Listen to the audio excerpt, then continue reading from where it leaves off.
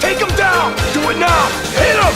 Launch it! Rockets ready. You got the rockets. Looks clear. Let's wait in there. Set up in there. Hit them before they hit us! Get in closer! There they are! Hurry! Get a good shot off! Go get them! Over here. Rockets, this way. A better spot. Keep low. Stay clear. Keep moving. All right.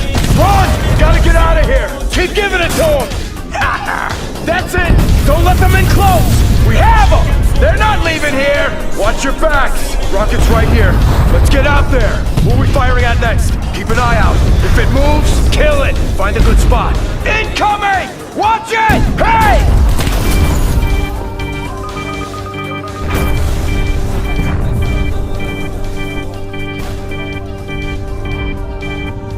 Little darling, it's been a long, cold, lonely winter.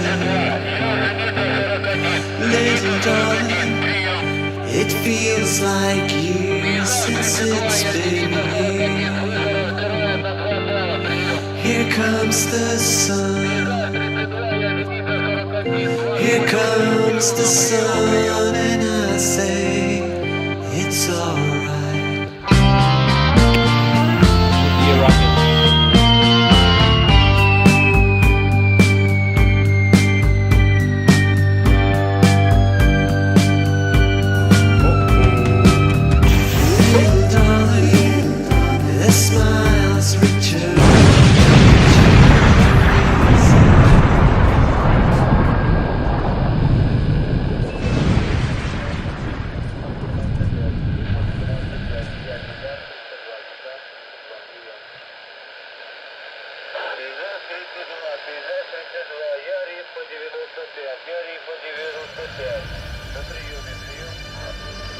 My guts are hanging out, and there's like Warno and grunted wounds, like in various vital organs. I want to die like that. I don't want to die with a tube up my nose. I want to die with like metal, like penetrating my spleen, so I can quit. Like the last thing I want to do is go. That's what my spinal fluid tastes like. Who's done that? So a unique experience in my final moments. Well, I'm dying there and I've got like 30 minutes to live, and like quickly say to someone like, Damien, try and get me some heroin. I've never done it before, why not? You, paramedic, bring over your phone. Like, I couldn't bring myself to do it before. But anyway, I have questions, so I assume there would be some sort of, waiting list, or at least a queue to see God. I would assume a lot of people would want to see God, but no, I can go right to see him, so I end up going all the way across town, across heaven, to God's house, massive house, like completely overgrown everywhere. Go through, I assume it's all instant, so I don't have to wait. Go through the gate, wrought iron gate. Can do with a bit of WD-40 on that. Through the doors, they're really impressive, but they've seen better days. And then I'm in this like enormous, I suppose, what would you call it, like a lobby with a big creaky staircase, not a spiral one, but like one of those ones you could imagine Lindsey Graham walking down in a massive ball gown.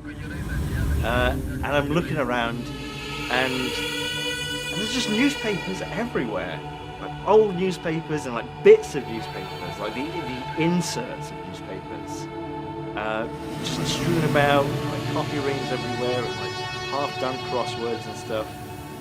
And then this dude in tennis gear comes down, right? And he's got like the face of Willem Dafoe, but the body of an athlete.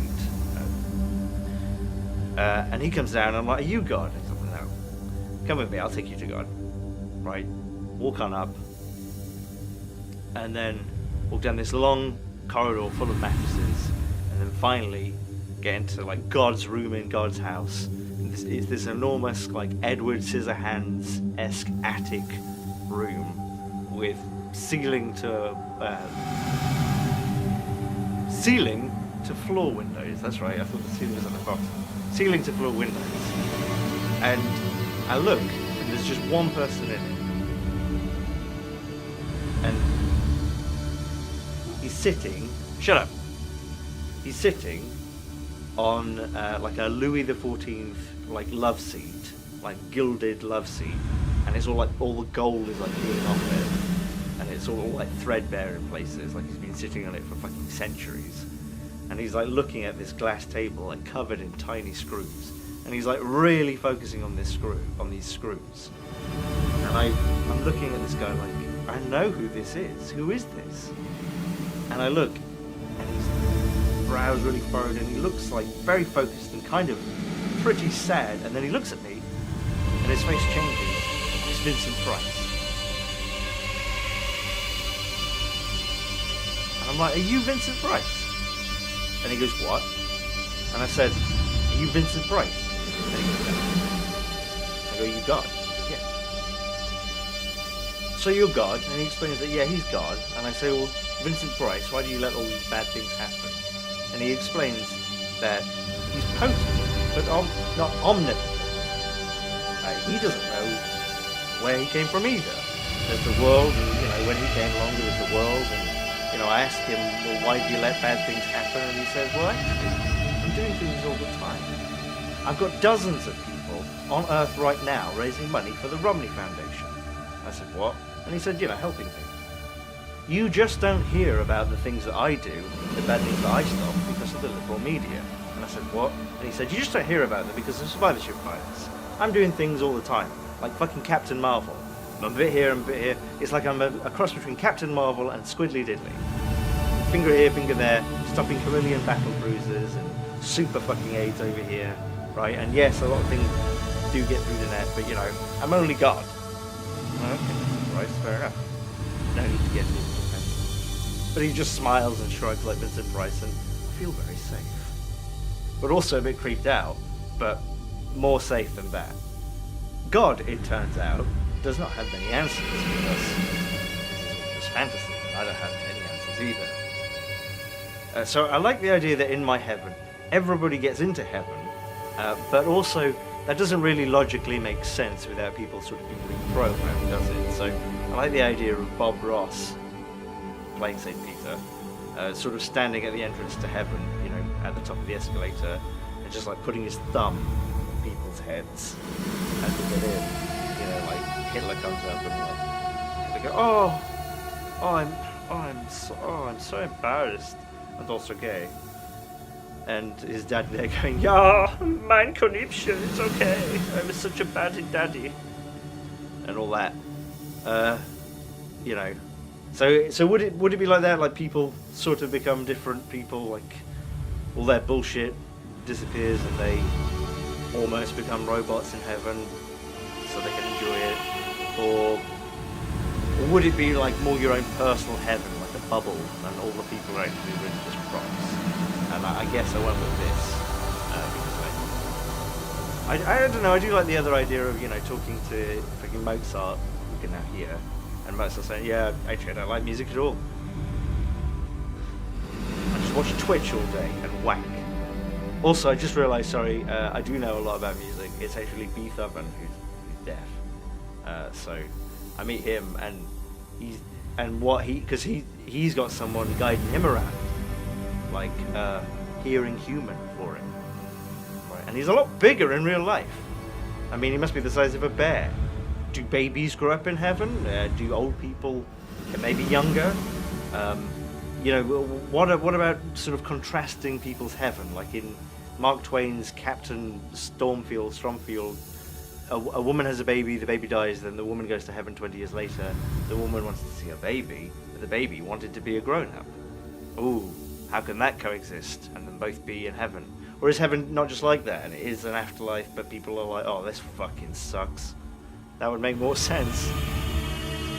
But no, I like the idea that Bob Ross is there stamping people's heads, and like people who are expecting to come into fucking racist heaven on their own white island get there and like, there's loads of black people here. Bob Ross is like, no problem.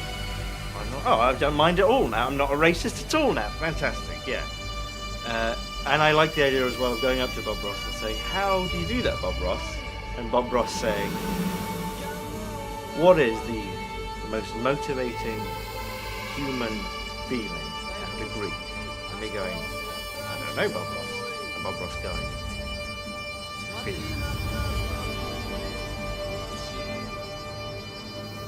Great. Well, I'll have my own personal heaven. And then I get there, and it's this nice sort of upper middle class cul-de-sac.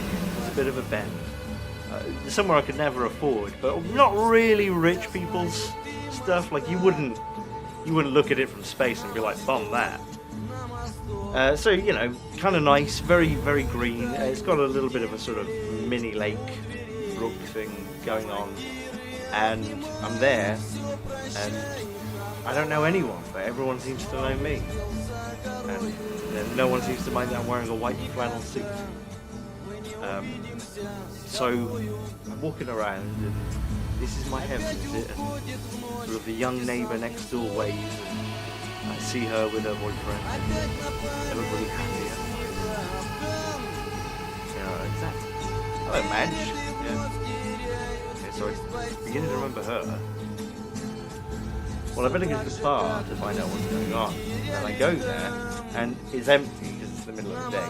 And it's these two old men who are just arguing about cricket. And I realise that not only am I in Australia, I'm in Neighbours, circa 2001. And as I'm praying there at the Festival Secret Mosque, I realise that the best idea of heaven I can come up with is fucking Neighbours, a soap opera. From Australia.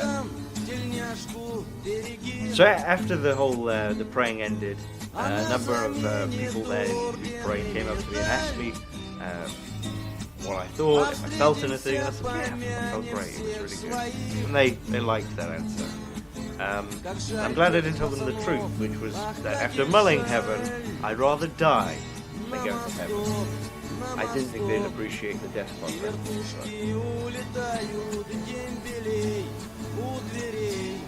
Командиры обнимают, все прощай, ханкала.